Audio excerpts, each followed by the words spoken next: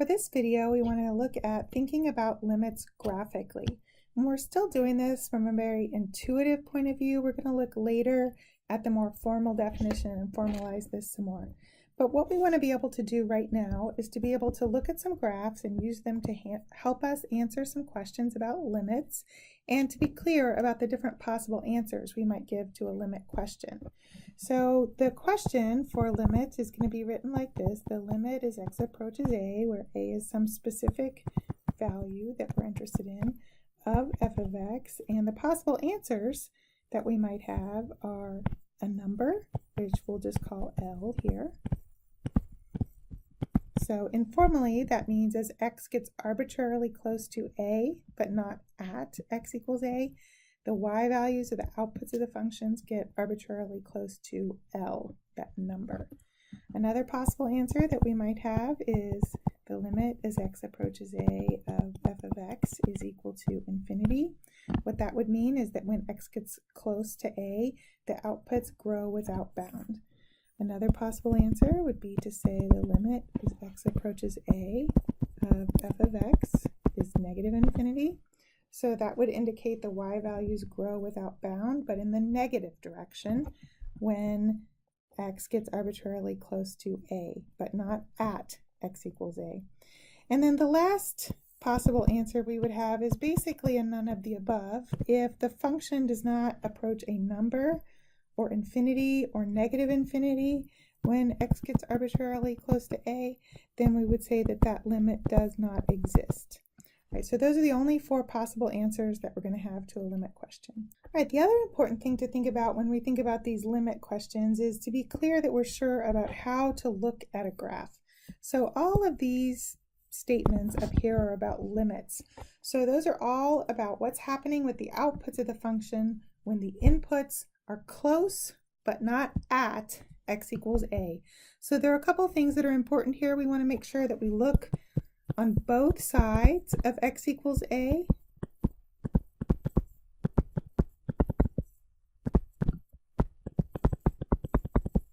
And determine what's happening to the y values of the function as we get closer to x equals a. So we're going to follow the graph of the function.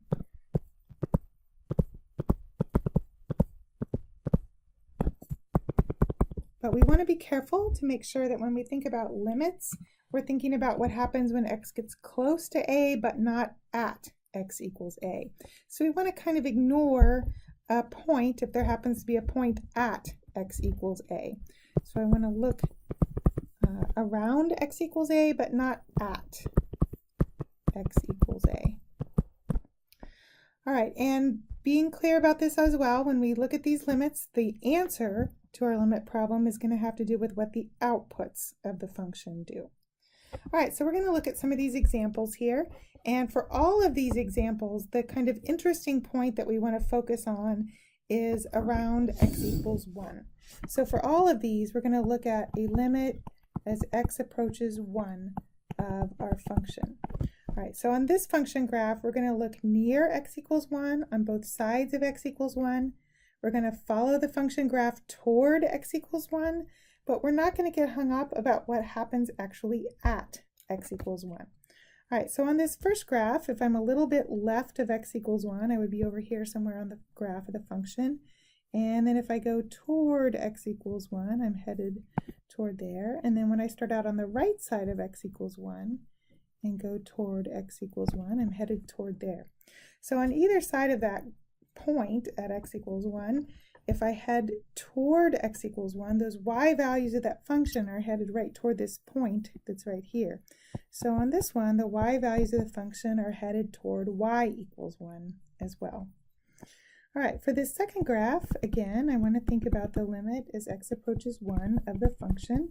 So I want to get on the graph of the function a little bit left of x equals 1 and go toward x equals 1. And then I want to get a little bit right of x equals 1 and go toward x equals 1 and look at what the outputs are doing. So on that one as well, the outputs are headed toward the same place, and they're headed toward a place where the output values are 1. All right, on this next graph, when I think about the limit as x approaches 1 of the function, and I get just a little bit left of x equals 1, and I head toward x equals 1. I'm going right there, headed right toward there. And then when I'm just a little bit right of x equals 1 and on the graph of the function, I'm headed toward right here. And so the big deal on this example is on one side of the point, x equals 1, my function outputs are headed one place, and on the other side of the point, around x equals 1, the outputs of the function are headed somewhere else. So when I look at my possible choices of answers, the answers are a number, infinity, or negative infinity. On this one, the outputs are not headed toward a number, they're headed toward different numbers on different sides of the function. They're not growing without bound. They're not going toward negative infinity, growing in size, but in the negative direction without bound. So for this one, we would have to say that the limit does not exist, right? That's a none of the above answer. The y values are not approaching a number, infinity, or negative infinity as x approaches 1.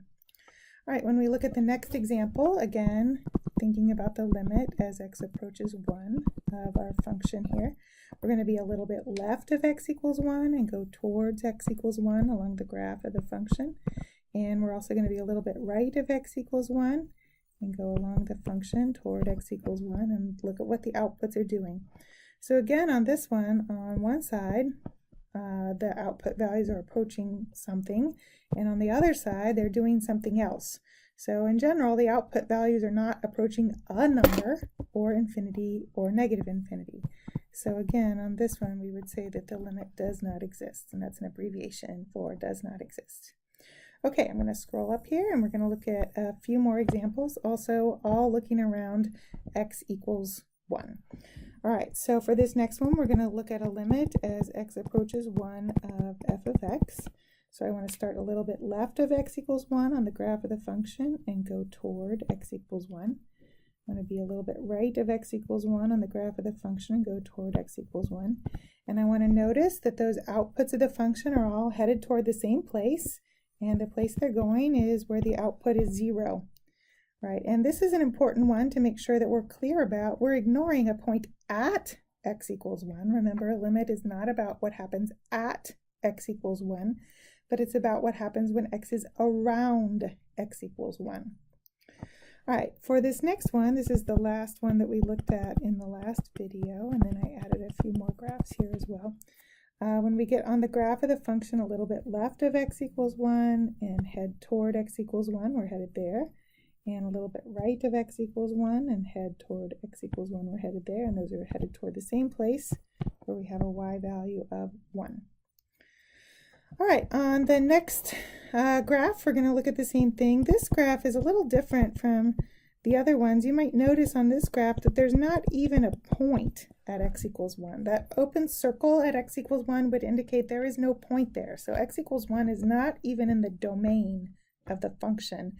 And that's actually true about all the rest of these graphs. There is no point at x equals 1.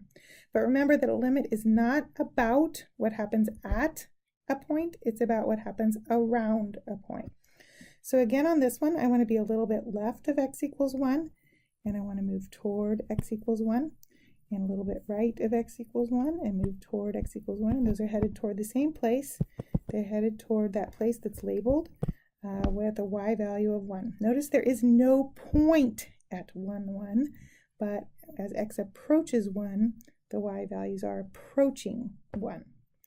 All right, on this next one, we're going to look also limit as x approaches 1 of f of x. Again, notice there is no point at x equals 1, but that's not what this is asking about. So I want to be a little bit left of x equals 1 and head toward x equals 1 on the graph of the function. And then I want to be a little bit right of x equals 1 and head toward x equals 1 on the graph of the function. And we see here that we're really headed toward two different places here, like some of the ones we looked at before. So this would be one where the function outputs are not headed toward a number, and they are also not growing without bound or growing in size, but in the negative direction without bound. All right, we have 4 more examples down here. So we're going to look also at these. Some of these you won't actually see in the homework until later in the chapter, but It's helpful to kind of be able to think about them now so that you can tie that all together at the end. All right, so on this one, when we're a little bit left of x equals 1 and we follow the graph of the function toward x equals 1, we're headed there. And when I'm a little bit right of x equals 1 and I follow the graph toward x equals 1 and I'm heading there. And so again, I have two sides here going in different directions. So just like the other ones, we would say that this one not equals something, but this limit does not exist. It's not going to a number. Also, the outputs of the function are not growing without bound in the positive direction, or they're not growing without bound in the negative direction. They're doing different things on either side. All right, on this next one, we kind of have a similar thing. We have a vertical asymptote there at x equals 1, but this one has a different sort of answer here. If I look on the left side of x equals 1 and follow the graph of the function, I'm headed there. If I look on the right side of x equals 1 and follow the graph of the function, I'm headed there. And on both sides of x equals 1, I'm headed toward larger and larger and larger and larger and larger without bound output values of the function. And they're both doing the same thing on both sides. So this would be one where we say that that limit is infinity. Again, this is not about what happens at x equals 1. This is about what happens around x equals 1. And certainly the output of the function can't equal infinity, but that's not what we're saying. We're saying that when x gets close to 1, the outputs grow without bound. All right, so for this next one, we're also going to look, the limit as x approaches 1 of our function. And so for this function, when I am a little bit left of x equals 1 and a little bit right of x equals 1, I move toward x equals 1, I see those output values going down forever in the negative direction. So this would be one where I have negative infinity for my answer. All right, one more to look at here. This is a kind of wavy looking function here.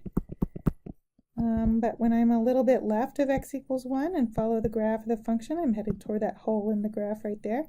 And when I'm a little bit right of x equals 1 and headed toward x equals 1, I'm headed toward that hole in the graph also. And so those output y values are headed toward 1 as well.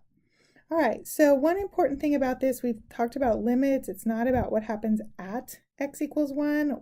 This is all about what happens when x is close to 1.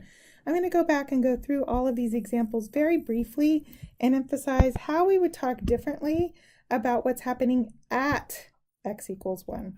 So remember that function notation f of a equals b describes what happens at x equals 1. All right, so for all of these, if I write something like f of 1 equals, that's asking me about what's happening at x equals 1. And on this graph, as well as the next one, at x equals 1, I have a y value of 1. I have an output that is actually equal to 1. And actually on all of these first 6 graphs, these are the ones we looked at in the last video, all of these first 6 graphs have a point at 1, 1. So all of the first 6 graphs have f of 1 equals 1. Notice they all have different answers, or many of them have different answers for limits. 1 does not exist, 0 could be lots of different things here, but they all have a point at 1, 1. So that's trying to emphasize that the limit is about what happens around the point, and the function is what happens at the point x equals 1. All right, all of these last 6 graphs do not actually have a point at x equals 1. So all of these last 6 graphs have f of 1 being undefined. There is no output when x is equal to 1. So f of 1 is undefined. I'm just going to abbreviate on these other ones. F of 1 is undefined. All right, so that's true on all these. There is no actual point or output value at x equals 1. So I'm emphasizing that to illustrate that you can have many different answers to a limit problem, and those may or may not agree with what the answers are for the function output. You might notice on some of these that I have the same number for the output value of the function as I have with the limit. On other problems, I have numbers for both of those, but the numbers are different. On other problems, I have growing without bound, perhaps, and undefined, or I have a number and undefined. So I can get all different kinds of combinations of answers here in terms of what's happening with the limit as compared to what happens with the output of the function.